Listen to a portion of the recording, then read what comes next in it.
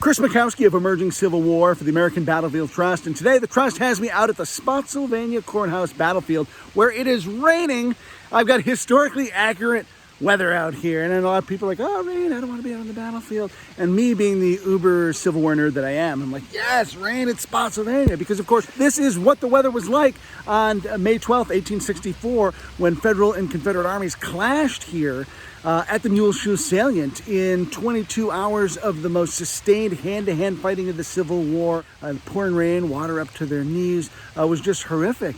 To be out here on a day like today where you get a taste of that through the weather, through the topography, to be able to walk in the footsteps of history, that's so important. That's why the work of the American Battlefield Trust is so important, because it preserves these battlefields for us in ways that let us experience history in such evocative manners.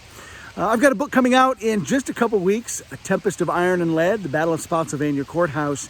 And part of that book was inspired by a pair of articles that Chris White and I wrote for Hallowed magazine, published by the American Battlefield Trust. You know, I've rewritten that and revised and added and stuff like that. But, you know, one of the core nubbins of that book comes from writing about this battlefield for Hallowed Ground. It's an extraordinary magazine filled with stunning photography, wonderful in-depth articles by leading historians in the field.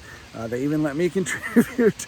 And the Trust has an offer going on now where you can actually get a complimentary copy if you take advantage of the offer that they have. So check this link out and you can get yourself a free copy of Hallowed Ground yourself. The work the Trust does is so important in preserving battlefields. It isn't possible without the support of folks just like you. So thanks for all you do to support battlefield preservation and education.